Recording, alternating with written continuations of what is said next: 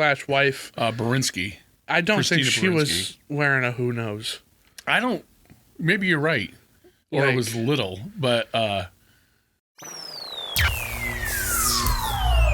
must stop Christmas from coming. Oh, hello, and welcome to the first part of a very special podcast.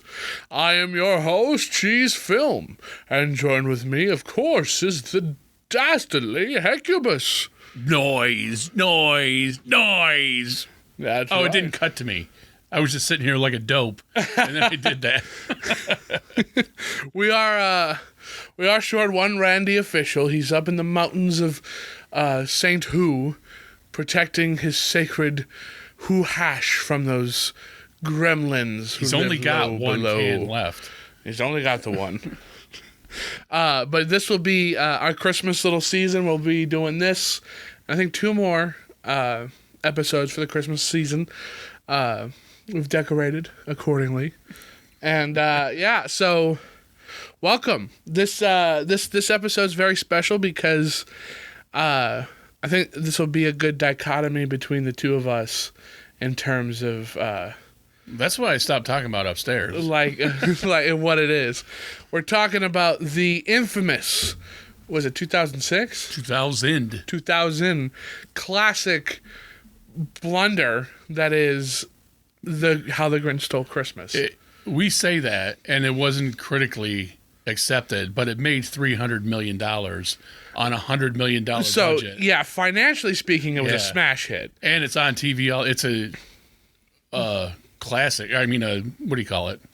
Standard now. Yeah. Basically. And I guess growing up, I had kind of like Star Wars, like where people would just openly bash this movie.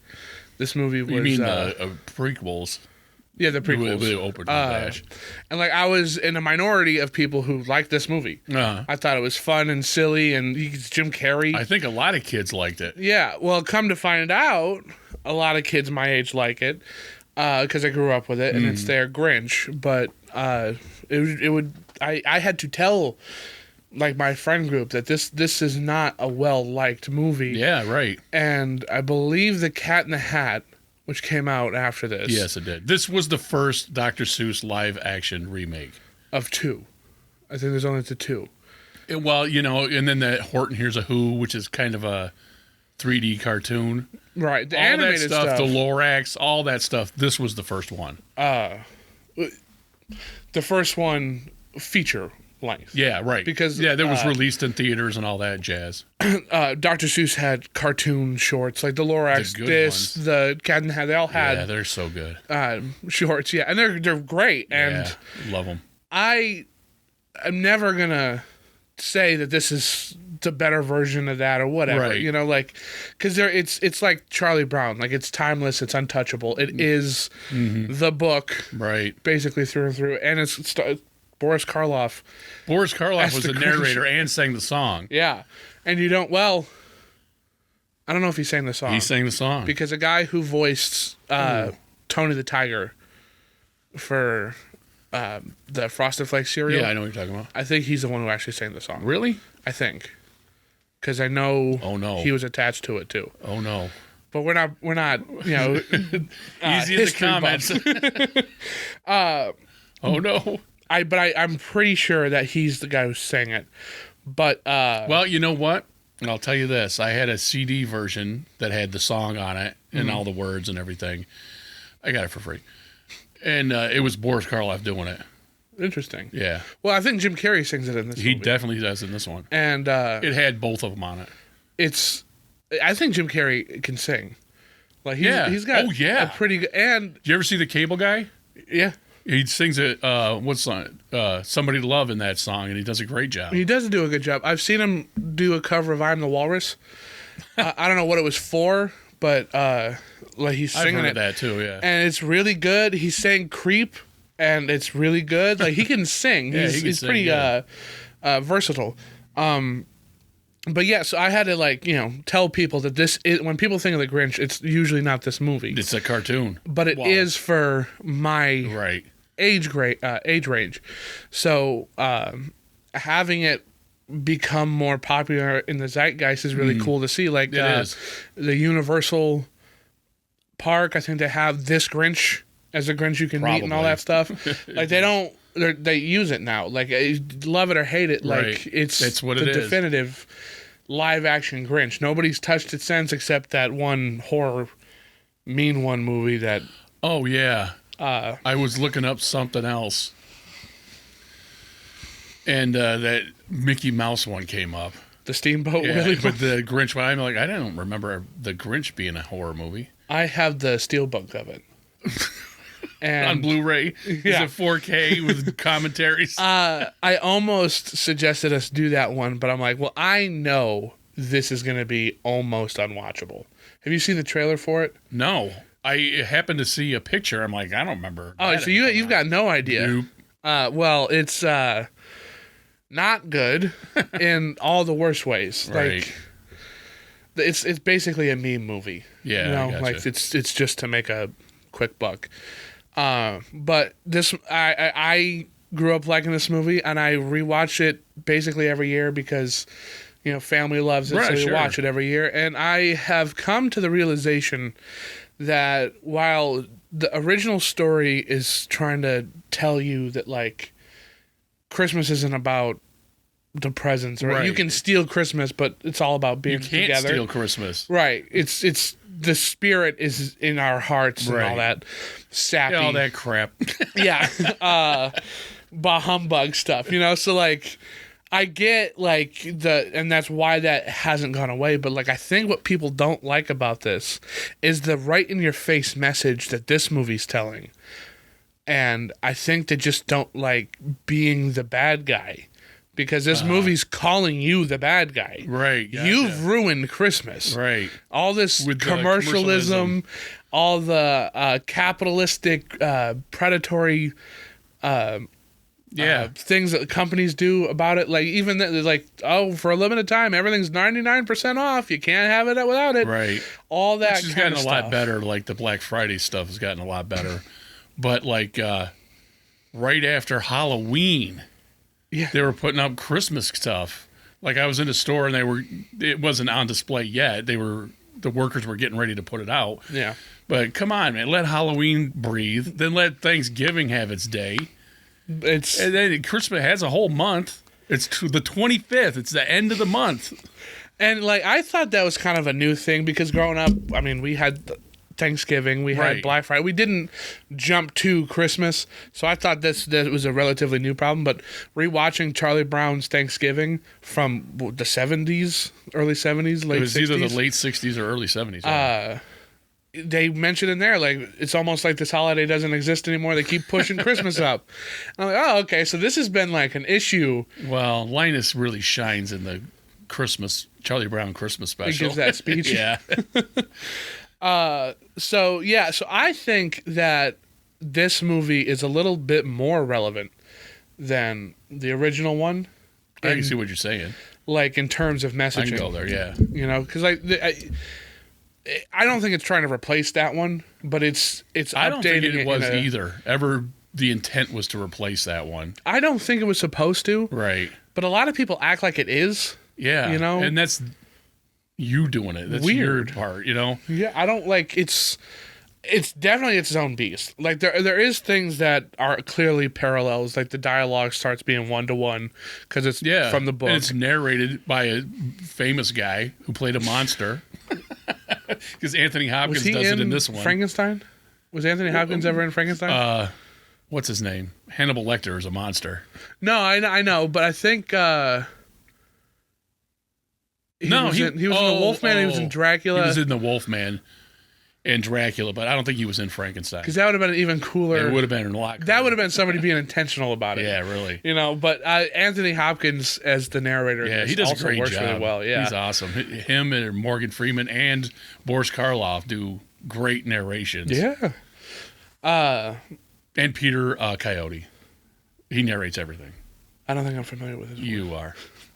You know who else is narrating everything? That it wasn't until I heard him talk in that voice I was like, oh my God, that's been you this whole time. And then I rewatched the trailer for the Star Wars special editions, and it's him.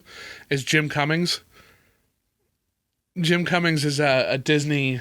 I was gonna guy. say, yeah, Winnie the Pooh's voice actor, Tigger, Pete. yeah, Tigger. That's how Yeah. I know his name. Yeah, I know who that. I'm thinking of Jim Backus. My brain looks at Jim Backus, but I know who you're talking about. He did the In a World. Yeah. He did those trailers, and it like there was the Star Wars special edition first time on DVD or something. That's him doing it. That's and I was like, because once you hear Jim Cummings' voice, like you can't not hear it. right, yeah, sure. And I was like, get out of here. He did this too. This is I'm hearing it like almost for the first time again. Complete. He's a weird one. He's like completely is a mystique. You can't. You're like, that's Jim Cummings too, but then like you're like, oh, of course that's Jim Cummings, Right, kind of thing. yeah. And that's kind of fun to play with. Well, what I didn't like about this movie from get-go is the cartoon is like 20 minutes long with commercials. The book is like 18 pages long, and this is over. It's like an hour and a almost half. 2 hours. Yeah, they It's put a a lot feature. of extra junk in there, and I just couldn't get into it. So there's a part where it's very meta because Ron Howard wears those hats, the baseball caps, Yeah, and yeah. I There's think a the picture one of he's that. Don't worry wearing. about it. Yeah. It says USS Whoville. Yeah. Yes, I watched that again this morning. But yeah, Jim Carrey got caught making fun of Ron Howard. And Ron Howard thought it was hilarious, and they put it in the movie. Because I was like, there's no way Yeah, that like this is scripted. Like Yeah. I don't think a lot of Carrey stuff is scripted, and I really He does do was a lot sold of on ad-lib this in it because when on the purpose. camera in the very beginning, before you see his face, he's eating the onion, he scratches his armpits, he Yeah, I know walks what over the you're cliff, talking about, and the camera's coming in. Carrey whips around, and the camera does one of these, and like it wasn't he didn't hit his mark yet. He wasn't expecting it yet. yeah. And he just, I guess, did the perfect face, the perfect take. And that was like, well, hang on. And the cameraman kicked some ass. Sold too. it, yeah. I don't think what this, because you can't write some of this stuff. Some of it, yeah. You know what I mean? Like, it's too organic. And if Yeah. you watch Jim Carrey stuff, it all is Jim It's Carreyism. totally Jim Carrey-ness. And I was looking up some stuff about this, and like they put the word bitchin' at the end I knew it. to get a PG rating because G-rated movies don't make any money. And I guess Jim Carrey's ad-lib stuff, most of it was G-rated. He did it on purpose to, because it's a kid's movie. Yeah. We're adults There on the outside, but, it's right. essentially a kid's thing. Well, and it feels like a kid's thing. There's a lot totally of does. adult jokes in this. Yeah, and like wink, wink Yeah. jokes. Yeah. And I don't think they're like inappropriate or anything. I didn't pick I up don't on them think when so I was a either. kid. No, and you And wouldn't. it wasn't until I got to be an adult. If you don't have that and rewatched context, it, it doesn't mean words. anything. It doesn't, yeah. And it rounds it out a little bit more so that it could be for Yes, anybody. It does. Your parents aren't going to get out carried in this movie because Right. there's stuff to keep him through it because he's a bouncy character in Yeah, this. it's pretty funny. He's the best part of the movie. And he Yeah. almost quit because he hated that costume so much. And I guess they got a interrogation expert Yeah. that works with torture people to train you to be tortured to help him get through having the costume on. But I saw a quote from Ron Howard, and he said how much Jim hated it, and but the one thing he never did was say, "Can you change it like this so it's more comfortable?" Oh, that's nice. To keep it, because he's got a lot of integrity in that respect. He does. He's a weirdo. But he's out eccentric, but like he wasn't going to do it. Instead of compromising the suit and the look of the whole thing, he just wouldn't do it. right. And that's perfect. I agree. Yeah. And I think the contacts were one of the worst parts about it. Yeah. The context. Burning them a lot. yeah. You basically can't see anything. But like he Cindy acts Lou through Who, they just say she hasn't grown into her nose yet because it doesn't look like everybody else in Whoville's. But that was because they didn't want to put that prosthetic on a little kid.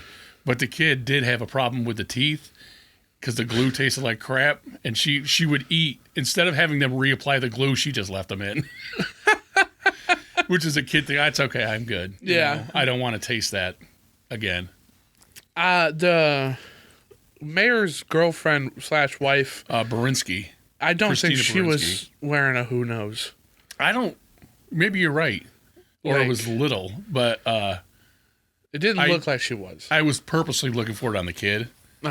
So yeah, because everybody else is like, it almost looks like they're so caked up with makeup that this whole movie's ADR. Yeah, it does. But the sound is actually it is pretty good. I noticed because Jim Carrey must have some kind of teeth in or something. Oh my god, he's got like 70 teeth on his front row. Like they're all. Sometimes you can hear it, but he like really he works. Yeah. There's I was doing something.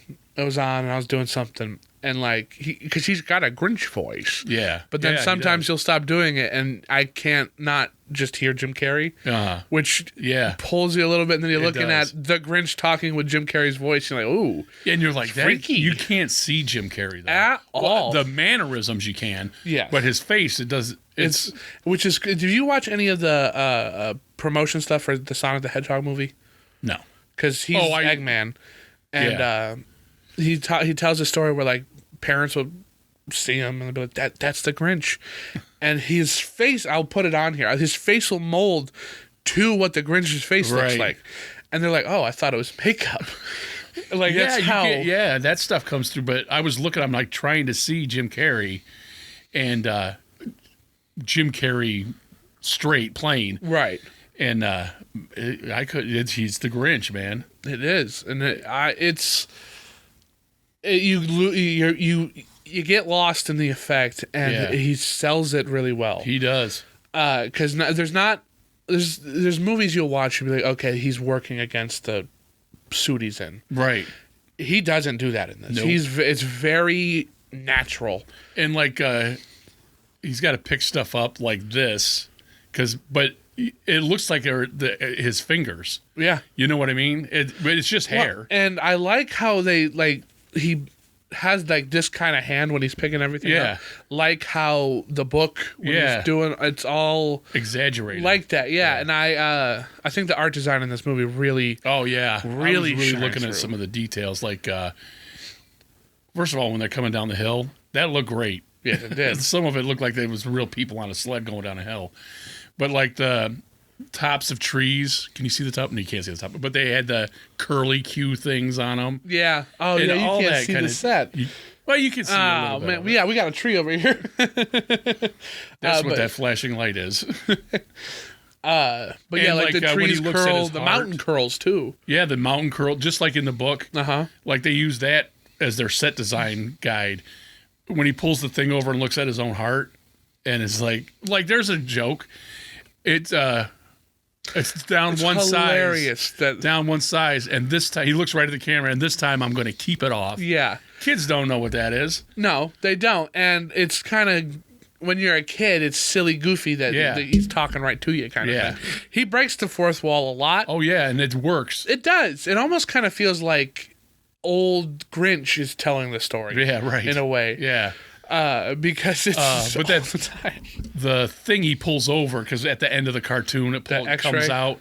It looks like Dr. Seussian. And the way they have his heart in there. I like the fork too. Just a fork in his stomach. But it looked like a Dr. Seuss heart too. It does. Like even that. Does. They I really do feel like they took the time, they took the effort into making this Seussian enough. Yeah. Like there's a giant argument you can be made that like the Mike Myers Cat in the Hat movie is not at all, because it's like very plasticky, kind of like it is 50s plasticky. Nuketown like feel to it. But like this one, this feels like another world that you found on the tip of a snowflake, in the middle of nowhere kind of feel. And I don't know, there's a couple things I'm not really a fan of. And that being the color palette in this feels very muddied and grayed. It does. Like, the whole thing is, like, dark. Yeah, and even all at the end. time. Yeah, even when it's supposed to be happy, the sky looks beautiful. Yeah, the sun finally comes out. But everything else just kind of keeps that, well, because it all was painted that way. Yeah. It was kept that way. So I do kind of wish that at the end they really turned up the saturation on a lot of even oversaturated. Yeah, that would have been fine, just too. a juxtaposition. And you were just saying, because it does take place, isn't it on a snowflake, this one? Yeah.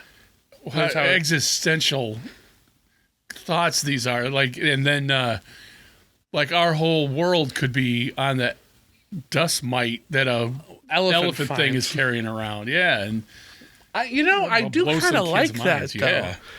It's very existential. Could be an atom on the fingernail of a bigger being. And, like, then what happens? Yeah, you know? Right. And so, and like that, like the Horton Hears a Whoverse, and then the Grinch Who's, they do feel almost Tolkien-esque or and what's that, fantasy realmy kind of thing. Yeah, like you're transported. A little bit, you're in a whole nother world. Yeah, it's not like Tolkien in that respect because he's very wordy. No, but I mean, this like it's like, well, because also it's illustrated, so that really helps out a lot. It does. I really like Dr. Seuss's creatures. So do I. Did you ever see his darker stuff? Like the propaganda. There's he things was on writing? YouTube you can see it, like other paintings he made that are just. They're not evil or anything, but tortured. That guy had some problems or something, man. Well, I mean, I think he cheated on his wife. Yeah, he did. The wife committed suicide. Yeah, and he was like, "All right, not my problem," and left her. Like he wasn't a great guy, but he also, clearly had messed up. And it taught us all how to read. Which is kind of important. Yeah. But he was another one of those propaganda artists that we've talked about. I seen his World War I II watched stuff? one documentary about it, and it showed the weird Dr. Seuss looking eerie stuff and the stuff he did for the war. And I think, because like there's something like when you're looking at Donald Duck, and this guy comes out and he's like, "Hey, you gotta, buy war bonds, pay your taxes," and then somebody else is like, "No, spend it." Yeah. Like, okay, fine, that's whatever propaganda, and like this is a real Donald Duck cartoon. I'm oversimplifying. Yeah. The bad guy crashes into a thing, and like the gates fall and they form the swastika, and you're like, "Oh, he's the bad guy. We gotta do this." Right. When Dr. Seuss draws Nazi imagery, he does it in a way that's so eerie and scary. Yeah. Like, you've seen Dr. Seuss draw weird looking things. Yeah. Now imagine it's just put it in a evil. different light. Yeah, and it's haunting. It's scary, and I'm not lying. Like I don't like looking at it. Yeah. It does feel like a evil creature because Dr. Seuss is so Dr. Seussy, and some of the darkest stuff he ever did was like the yellow belly star sneeches and stuff like that. The star belly sneech. Seeing something very evil is very jarring. Yeah. Especially when one of the most evil characters you have is the Grinch. Yeah. And he's just a big prankster guy. He's just really turns good at the end. Yeah. Have you seen any of the other Grinch stuff? No. Because I think there's 3. I think I might have seen back in the day, the second cartoon. The Halloween one? No, it's something with a Grinch in it. I don't remember. Because there's this that everybody knows. Yeah. The Halloween one where he has like a caravan of horrors and this kid, he puts the kid through it, and it's like the Elephants on Parade from Dumbo where it's all spooky and psychedelic almost. And that's what's in there. Good luck. And then the Grinch is the Cat in the Hat, and it's like just taunting, playful fighting kind of stuff, I guess. Which is what I think that they should. There's a giant missed opportunity to not remake that cartoon with Carrey and Michael Myers as characters, and make it R or whatever. Just like make it for adults. Make it fun. Don't worry about it. Just go for the fun, right? Kind of thing. Because like they're already kind of weird to look at. Yeah, you know. So like now you got them Tom and Jerrying it up. You're so right. like just have I was some gonna fun. say Bugs and Daffy, but yeah, Or Bugs same and Daffy. thing, same thing. But this could have been a very different movie because like a lot of people pitched it for a long time, and then So this wasn't Ron Howard's idea? well, Universal. I don't know if he was the one pitching it, but Or did they go to him? And they're the ones that ended up winning. He's got more than just directing credits in this. He's a producer too. Him and Brian Grazer are like a team that produce a lot of Imagine stuff. But Tim Burton tried to do it, but he was making Sleepy Hollow at the time. So that mind of Tim Burton doing Sleepy Hollow, doing the Grinch, do you know what I mean? What would that have been? When I was watching this, I was like, Whoville looks Burton-y. It does. It does kind of look like surreal like that. Yeah. But like the Farrelly brothers tried to make it. Huh. Totally different movie would have been. Would have been Probably would have been R. And like they wanted who was it? 20th Century Fox. Yeah, a guy at 20th Century Fox wanted Jack Nicholson to be the Grinch. That would have been in 2000. So that's like shortly before he retired. But I don't think it would have worked. I think you need an animated guy like Jim Carrey to pull it off. Jack is pretty animated too. Not like this. But not like this at all. Like he would have been. John Hughes submitted a proposal. Really? Yeah. So they must have said, "Hey, we want to make a Grinch movie. Who wants it?" I would go see a movie that was made by these three movies. You know, it's like what are those called? Anthology. Yeah. It's the same story by John Hughes and Tim Burton. You know what I mean? I would go see that. And it would their be interpretation of it. Polar opposites. I think. Well, John Hughes's would be 16 hours long. They have to cut it down to 20 minutes. Yeah. Set in Chicago, right? Starring Macaulay Culkin, John Candy, what's his name from Ferris Bueller.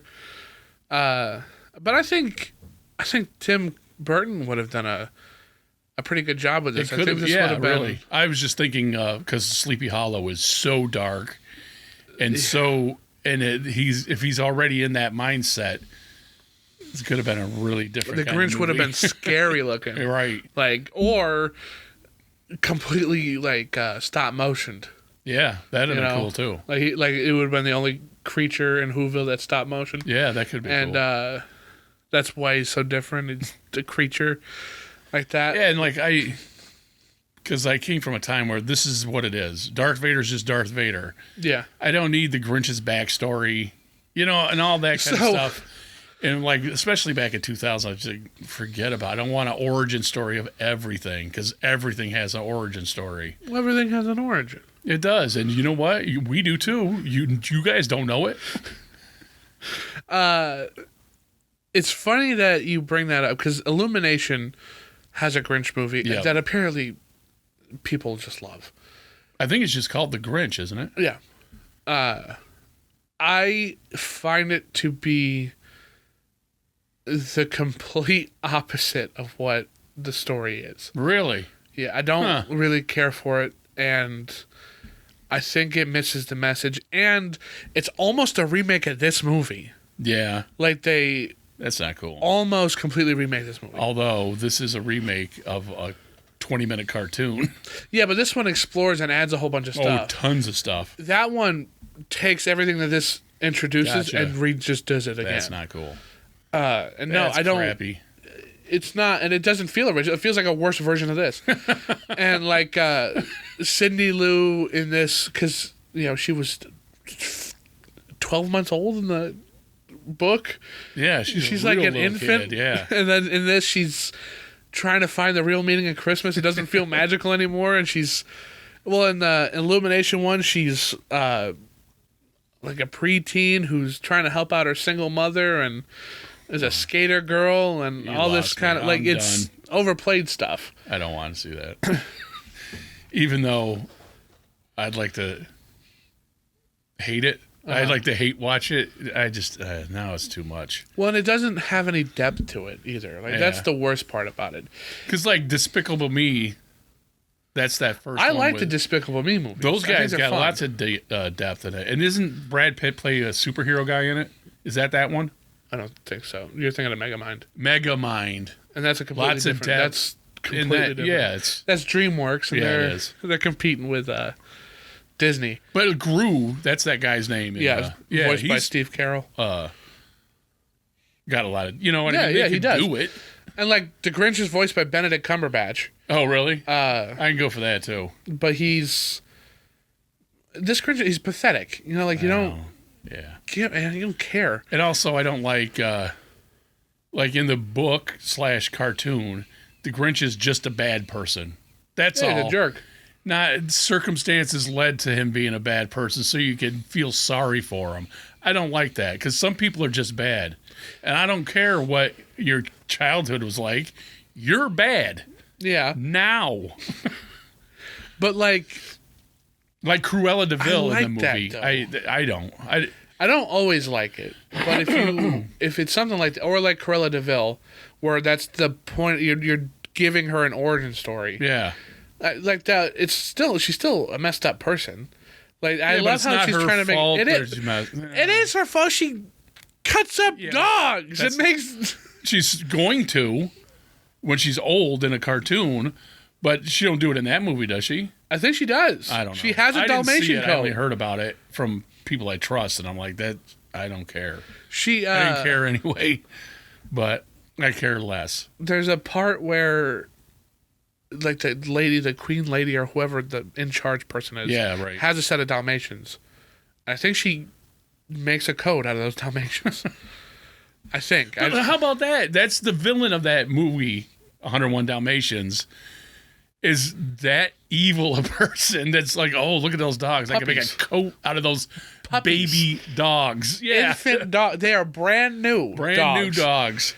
And she needs all 101 of them to make one coat for her. Yeah, like not it's she. Yeah, she's not like, look how many people we can feed with these 101 dogs. I have a coat, and she's got people who follow her too. Like it is, like it's there are people. A good villain doesn't need an in-depth backstory. But like if you're gonna remake it for the third time, maybe do something differently. Yeah, right.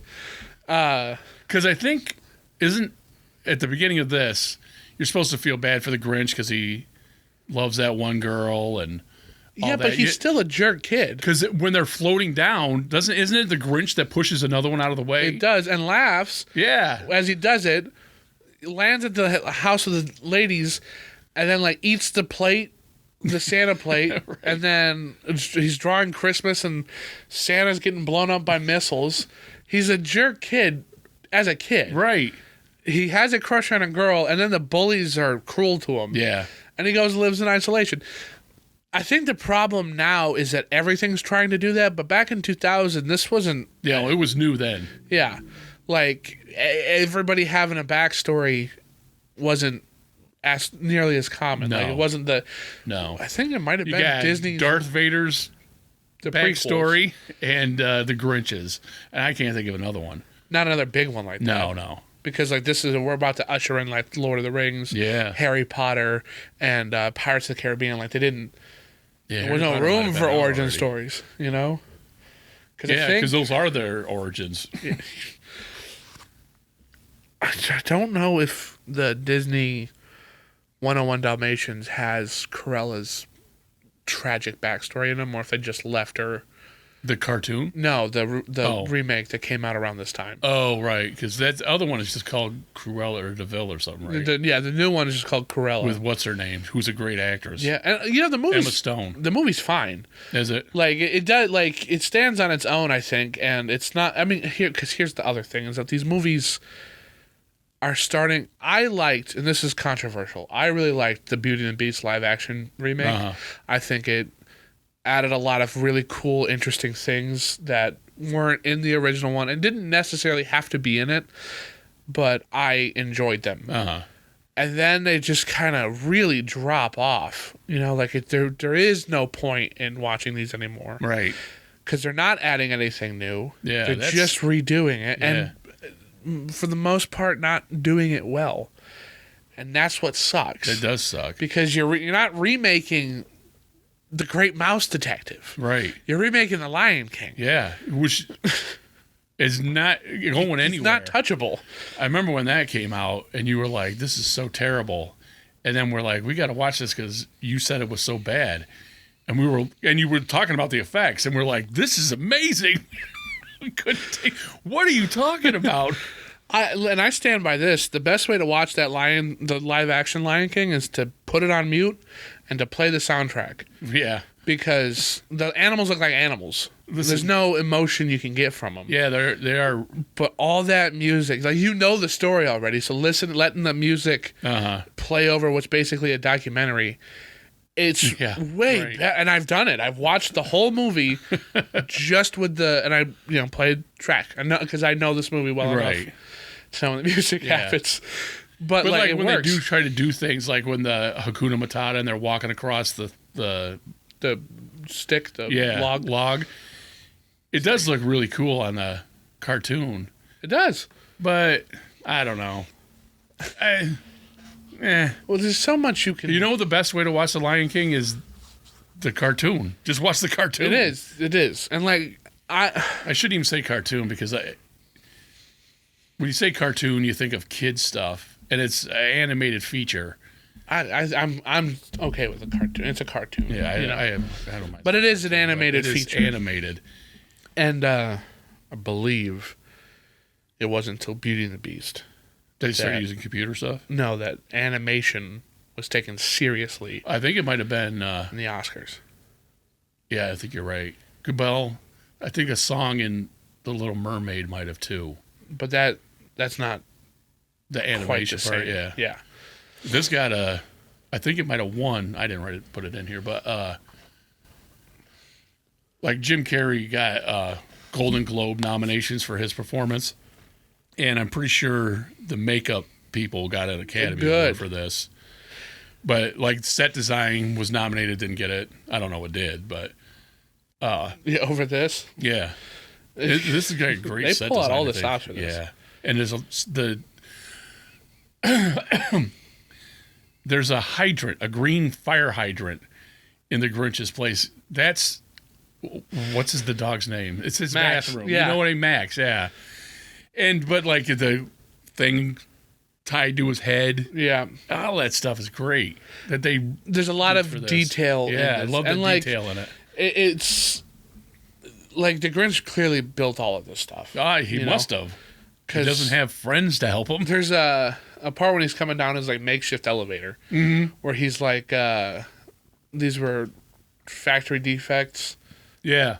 One man's factory defect is another man's something else. Something like that, yeah. Yeah. So, like, he's got clearly some sort of higher knowledge on this stuff, and it's integrated so well in his little lair cave thing that you feel like it's... Yeah. Fantastical. Like, it's... Fantastic was a good way to put it. Yeah. And when you go down to Whoville, and it's all, like those big arches, and like everything's, like, rounded... in like a long, I don't know what the word I'm looking for is, but like but like they curve in and come up. There's a lot of everything does curly that. Q things. Yeah. Like it's a cool juxtaposition. Yeah, it is because his stuff up here is all hobbled together nonsense. Like there is no rhyme or reason to it, and this all looks like it's hallmarky, Christmassy. Yeah. Cookie cutter perfectness down here. And it's great to have that different kind of variation when you're watching this movie. It is. It is talked about all the time that this movie is full of Dutch tilts or Dutch angles. It's a meme that the cameraman brought his broken tripod. I did not mind. I didn't either. And I got to a point where I wasn't even noticing it. Yeah. At all. Like that's the way he is. Yeah. In his world. Or just like everywhere. It's the whole movie shot like Battlefield Earth, where everything's at some sort of an angle.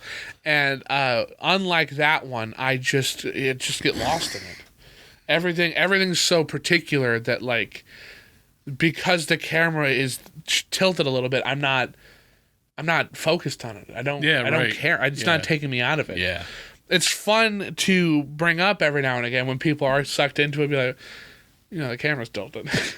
Tilt your head. Just for that. But like, it's really all the flaws that I've heard growing up about this movie, I don't find to be flaws. I find them to be charms of this movie that keep it relevant. The only real fly thing is just they had to cram so much story into it because otherwise people would have been mad that you had a 20-minute movie, $400 movie we had to go see. But here's something else that's controversial because I had heard at one point he's storming around and he yanks a tablecloth out from underneath. Oh, stuff. I love this. And then goes off screen, comes back and knocks everything over. And for a longest time, I had heard that he did it and he actually pulled it off. Yeah. And then, as a joke, went back and knocked everything over, including the table. And then today, while I was looking up stuff about this, that was written in the script for it to all stay there. But it's still impressive that Jim Carrey was able to, because there's a lot of junk on that table, pull that thing out from underneath it like that. Well, I'm choose to believe. So if you guys can correct us in the comments if you want to, but I'm going to believe that he did it by accident. And they put it in the movie, because that was brilliant. I think that's my favorite part. Ghostbusters, they do that too. The flowers are still standing. Yeah. I think it was supposed to work. Yeah. And it didn't. And that's why he says, and the flowers are still standing. Yeah. But no, let that be its own. Just don't ever go into that, because that being how it just worked perfectly. Yes. And they were just still rolling, and they're like, and then he goes back in and he messes it all up, flips the table. It feels like that's what it happened. It looks like it's so natural. Yeah. That he didn't mean to do it really, did it really, and then Jim carried it up. Exactly. And I that's why I would rather believe that. I love that Ron Howard puts his brother in everything. Oh, yeah.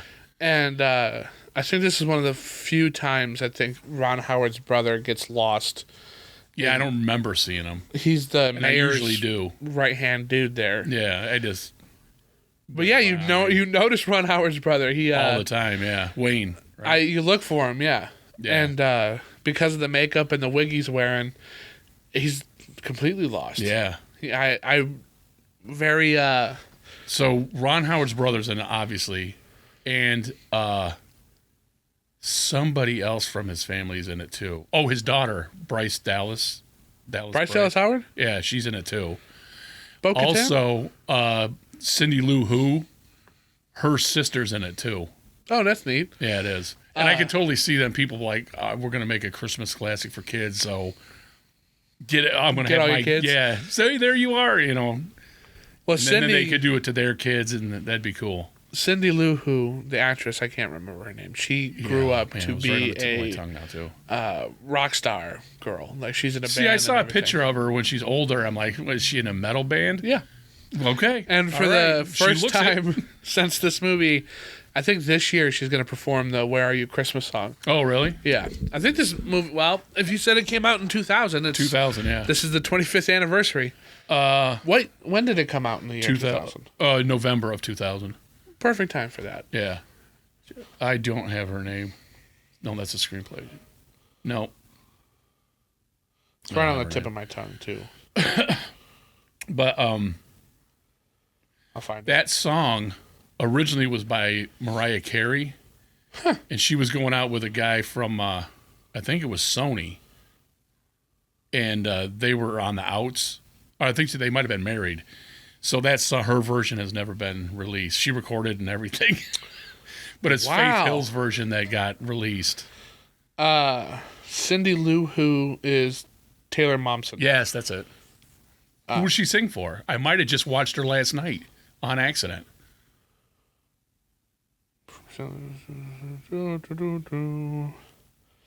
That's a good question. I was last night on YouTube. This must have happened during COVID, and I just didn't watch it then. A whole bunch of people were going to do We Care a Lot by Faith No More. Yeah. And I watched it because Frank Bello from Anthrax was playing bass, and he did a phenomenal job. And then there's a bunch of people from bands I don't know, and I can recognize their names, but I don't listen to them. And then at the very end, the bass player from Faith No More's like, what'd you forget about me? You got the effing guy from Anthrax playing my part. I just thought it was cool. And then I watched a whole bunch of them. If I knew the song, I would watch it, even if I didn't know the people in it, and it was pretty cool. I think her band's called The Pretty Reckless. I don't remember that, seeing their name. But like some of them were just, you could tell they're in their house doing it.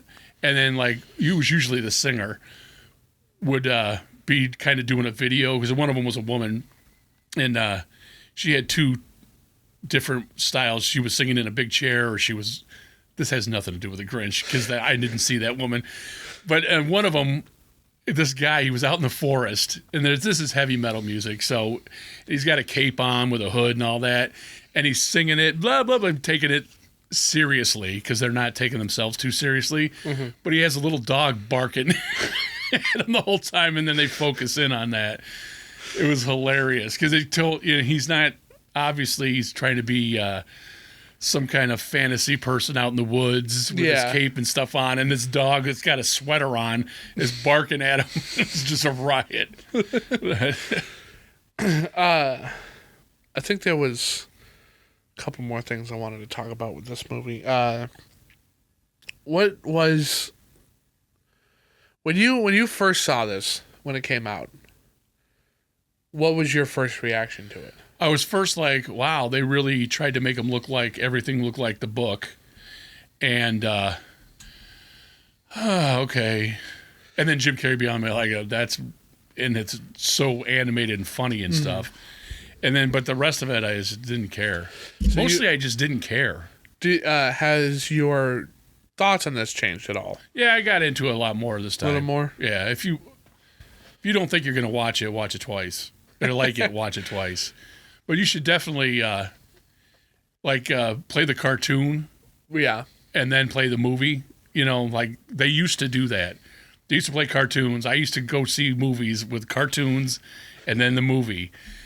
Lots of times it was a Pink Panther cartoon. But that would be, and then it's dissimilar enough that you're not just watching the same thing twice. I'm saying that for like have your kids get some snacks and stuff and make an event of it. When you were going to the movie theaters and they played these Pink Panther cartoons, were they serials? Like you tune in next week for the next episode? They weren't. I'm not that old.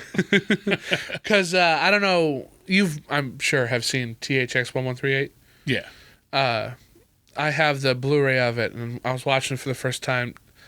I love how it opens up with the tail end of a Buck Rogers cereal. I don't remember that. You don't? No. Well, it might have been just for the Blu-ray then, because somebody streamed it and we were talking about it, and he didn't get that. But yeah, that's how they used to do it. Like when George Lucas was a kid going to movie theaters, they were called serials. It's basically like going to see the next episode of Stranger Things playing at the movies. Exactly like that. Right before your That's where, and like somebody be hanging off a cliff. That's where the that's where it ends. Comes from, yeah. And this is why I love him. And then the cock-a-doodle, because she has a big problem with that in Misery. Yeah. That movie, phenomenal. Yeah. That might be one of my favorite Stephen King stories. Wow. Stand By Me is pretty damn good. Stand By Me is... Listen, what's his name? Well, Shawshank Redemption is great, too. And, like, these are not supernatural horror movies by any stretch of the imagination. No, they're just the strength of man. Yeah. And friendship. Yeah. Or That Lady's Nuts. Because, like... And Hobble's... Oh, what's her name? Kathy Bates? Kathy Bates, one of my favorite actresses. She's great. I love her. She is great. And when Courtney exposed me to American Horror Story, I was like, oh, she's in this? I got which one? Sucked into it. Yeah. She's got a terrible end, too, because she can't die. Oh, my And they cut her head off and put it in a box and bury it. Well, she's a terrible person. Yeah, oh, yeah. She's Oh, my awful. God, a terrible person. She's awful, yeah. Yeah.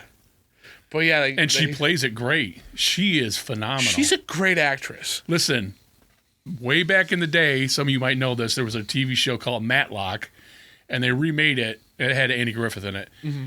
And she plays Matlock. And sometimes at work it'll be on, and I'm like, I don't have any interest in that. Uh-huh. Because why are you doing that? Just have another person. Don't make it Matlock. Well, who's a fan of Matlock to a point of remaking the show? Yeah, really. Well, it's on CBS, the Old People's Network. Well, there you go. Anyway, even the commercials she's in, you're like, wow, she's that good. She is. She's that good. Like, she's Academy Award winning worthy. She won. Well, she did. Yeah. You know, and my heart breaks for her because I believe it was Misery. She won an Oscar for it. I think so too. And in the speech, you know, she thanks her mom and her family and everybody who got her here. And she talked to her mother about, you know, I won an award. And she's like, well, the least she could have done was thank me. And like, they never talked again or had a very rocky relationship. Right. And she's having this interview with this person. And she's like, this is my biggest regret. Yeah, I've seen that. And they're like, but you did. And they play it for her. And like, you watch Kathy Bates. Crying. Yeah. It's terrible. Yeah. Yeah. Like, how? Don't hurt. She's such a. And so the lesson treasure. is don't watch stuff live. Record it so you can go back. So you can prove it. And then not have a falling out with your family. So, yeah. So she's great. Misery is one of my favorites because she and James Caan work really, really, really good together. Yeah. They were perfect.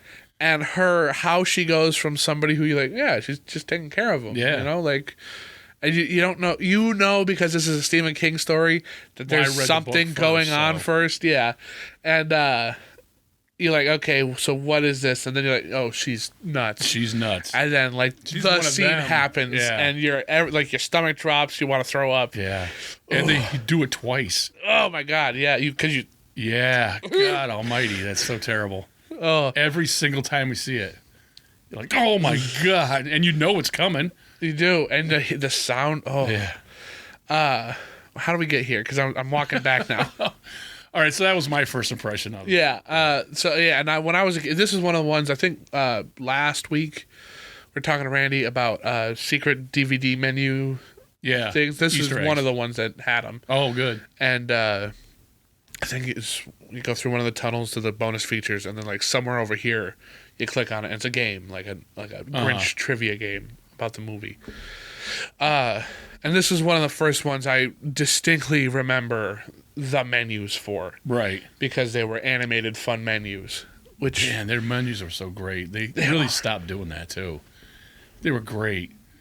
Like the Wayne's World is great. It's like you're watching TV, and then the things down there are funny.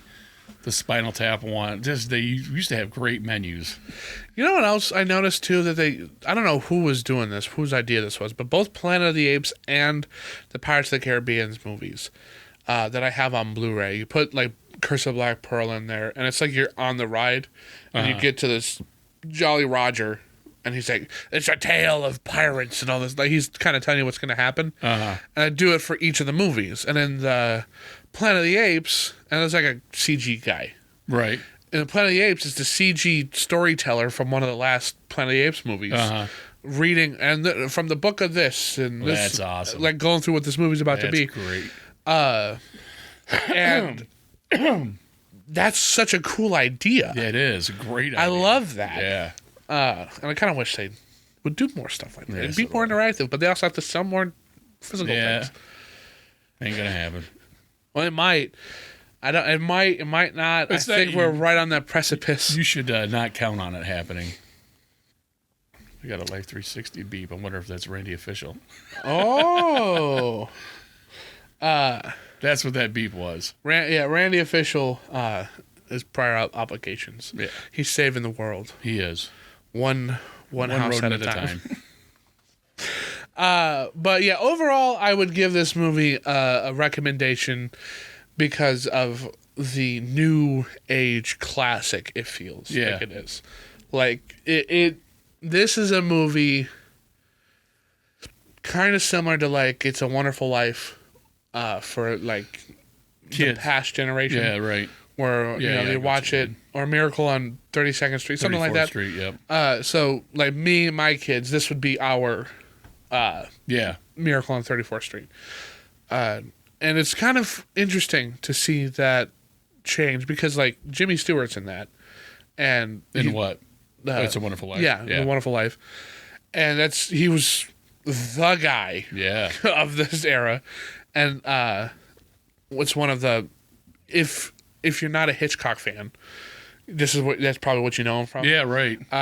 He's in a lot of stuff. He is in a lot of stuff, and cause Harvey's one of my favorite things he's ever done. Have you seen Harvey? I've never seen Harvey. I know what it is, but I've never seen it. I love Harvey. It's he's so good in it.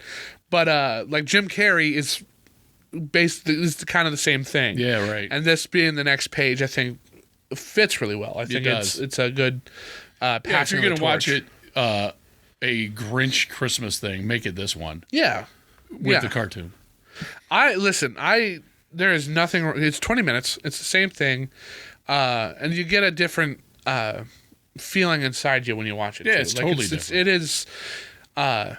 It's its own thing. It's not going to spoil your appetite for the next movie. That's if anything, it might get you into it a little bit more. It's the same story, but this is so much more detailed. You're not going to feel like you just watch the same thing twice. Yeah. Or watch it after, like have it afterwards or whatever. Right. But you watch them in tandem like that because they complement each other. They're both special for their own reasons. Yeah.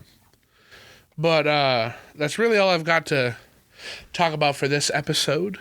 Do you have any closing statements? I don't think so. No? Okay. Well, I have been She's Film, and this has been the Grindhouse Podcast. You can find me on Facebook, Instagram, TikTok. We're not on X anymore, but we are on Reddit periodically. I don't know how to work Reddit. I haven't gotten that one down yet. I haven't done anything there either. It's I don't understand it. But we're also on YouTube and Spotify, Apple, iHeartRadio. We're on Audacity. If you listen to podcasts or if you listen to music, you can find us on all of your favorite platforms because we want to be with you. Right. We want to make it as accessible as we can. What do you think about the Grinch movies? What is your favorite Christmas movie? Because next week we'll be talking about quite a lot. It'll be a kind of a big one. I believe that's next week, right? Yeah, the Rankin and Bass one. It'll be those TV Christmas specials that I grew up watching. What's that called? What's the Tube? It was on TV, yeah. But they call it something else now. Claymation? No. The way you watch, you don't binge it. There's binge stuff, and there's appointment viewing, where it's only on once a week. Or yeah. What's that? Is that appointment? We can call it appointment viewing. Whatever. But yeah, back when the day when it's like, next week. Next Thursday at 8 p.m. Are you p.m. gonna watch? Which one are you going to watch? You talk to your friends at school and stuff, and then like that. Appointment viewing is the way they put it. I've seen quite a bit of them, and I'm excited to see the rest of them. Yeah, because we also grew up on those too. Yeah, definitely. And I really, honestly, I think they get me more in the Christmas spirit than a lot of other things do. Me too. And a lot of it has to do with the music and stuff. Yeah, and how it's animated. I love because it's choppy and it's not claymation. No, it's stop motion. Yeah, but it's check that out next week. We're going to talk about the big ones. Yeah, so pull out your Rankin Bass collections and study up because we're gonna have a lot to talk about. And of course, I have been Cheese Film. And I am Hecubus. And this has been the one and only Grindhouse Podcast. Have a holly jolly Christmas. Cheese Film.